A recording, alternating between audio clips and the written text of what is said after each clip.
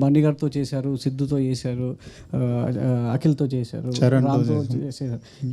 ఈ వరుసలో ఈ హీరోలతో మించి ఇంకా స్పెషల్గా మీరు సిద్ధులో గమనించింది ఏంటి?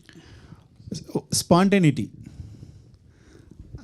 అసలు ఇలా సీన్ ఇచ్చేసి ఒక సెకండ్ ఇలా ఒక కట్ చెప్పడం మర్చిపోతే అదే సీన్లో ఇంకొక రెండు నిమిషాలు 2 గంటలు కూడా చెప్పగలుగుతాడు. సో ఆ స్పాంటేనిటీ ఒక గిఫ్టెడ్ టాలెంట్ తనకి. సినిమాలో హీరోకి ఎంత ప్రాధాన్యత ఉంటుందో కథలో, సో ఏ కథైనా హీరోకే ప్రాధాన్యత. హీరోయిన్ కూడా అంతే ఆడియన్స్కి చేరువ చేసేలా. సో బొమ్మరిలో జెనీలియా, సో బొమ్మని గీస్తే నీలా ఉంటుందని చెప్పేసి చక్కగా దాని దగ్గర పాటలు కూడా రాసుకున్నారు. మరి ఇందులో వైష్ణవిని చూస్తే సో ఎలా అనిపిస్తుంది? అలా బొమ్మని గీస్తే చైతన్యలాగా, సో వైష్ణవిలాగా ఉంటుందని నేను ఎలా చూస్తానంటే, వైష్ణవి ఎలా అంటే ఒక actress, fantastic actress. For example ఒక షార్ట్లో డైలాగ్ లేదు అని చెప్పాను, జస్ట్ నీ ఐస్ మాత్రమే ఒక చిన్న ఎక్స్ప్రెషన్ ఇవ్వాలంటే ఎంత కాన్ఫిడెంట్గా జస్ట్ చూడండి సార్ నా ఐస్ని అని చెప్పి వెళ్ళి చేసింది.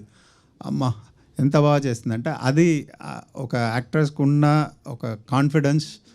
అండ్ నేను కూడా చూసి ఒక ఫైన్ యాక్టర్తో పని చేస్తున్నాం అన్న ఫీలింగ్ అక్కడ వస్తుంది.